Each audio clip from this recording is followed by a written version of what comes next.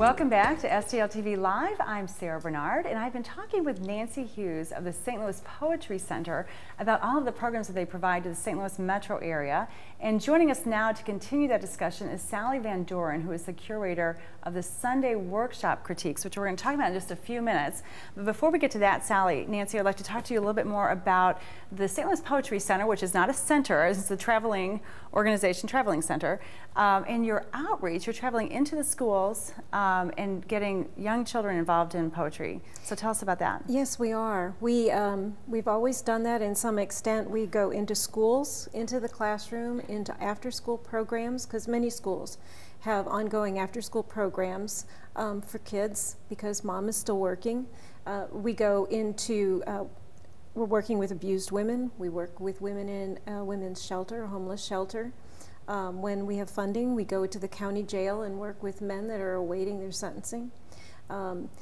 So we see poetry as the kind of tool that opens doors for people because you help them express themselves in a constructive way to get their feelings out without it being a rant or a rave kind of thing. And they find some healing in that. So do you find when you first approach the idea of using poetry as part of the education process or part of the healing process, as you said, do you find resistance ever to that concept for people that have never written poetry before, for example? Well, sure. But all you have to do is get them to write about something that's important to them in the sense of journaling. And then you help them tweak that journal expression, that prose writing, into more selective phrases, more selective words, and they've got a poem. And then all of a sudden, they're kind of a convert. They're like, you're kidding, this is a poem? I'm like, yeah, this is a poem. We're not going to go whether it's an excellent poem or not, but it's definitely a poem. Right, all right? exactly. And so then you begin. Right. And as far as children in the schools, even up through high school, it's an amazing tool to enhance literacy. Because once they discover that someone's going to listen to them, and they want to listen to their friends' poems, and they want to read their friends' poems, all of a sudden there's this, I gotta learn how to read. Yeah, exactly. I gotta work on this more. Right. Because all of a sudden it's a useful tool. It's something they can use to express what's important to them. And if there's any age group but that's important, that's high school. Yeah. High school kids.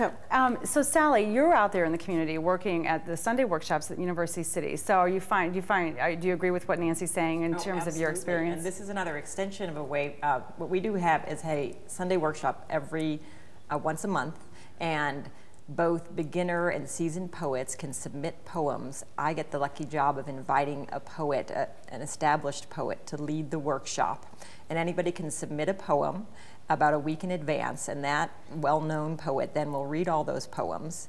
The writer of the poem comes to the U-City Library and reads their poem out loud in front of the group assembled, as well as the well-known poet, and then there's a discussion about that poem. So a lot of the things that Nancy was saying happen right there in that setting. Right, okay, so and it's open to anybody? Anybody who wants to come. We have people who are in high school who just feel like that they would like to get some more feedback on their poetry.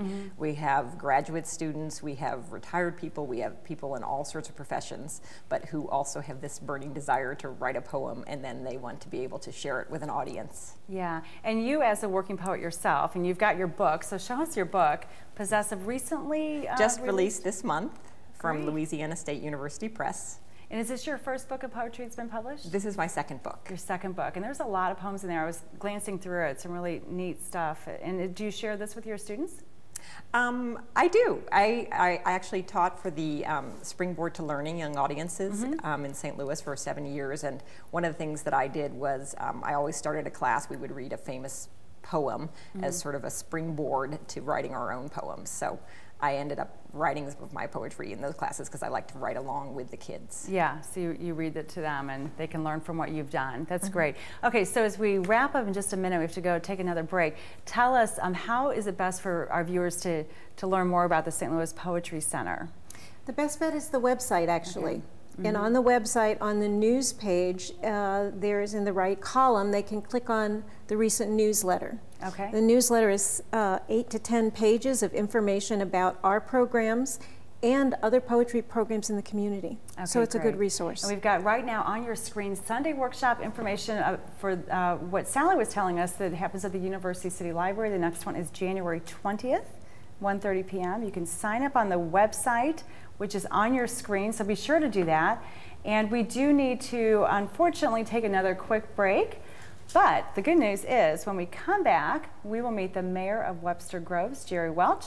She's got some cool things to tell us. And remember to keep up with STL TV and all the great events going on around St. Louis. Friend us on Facebook, follow us on Twitter, and subscribe to our YouTube channel. And you can always watch us streaming live on stltv.net if you don't have access to a TV. So don't go anywhere. We'll be right back. And thank you both so much for joining us today. Thank you.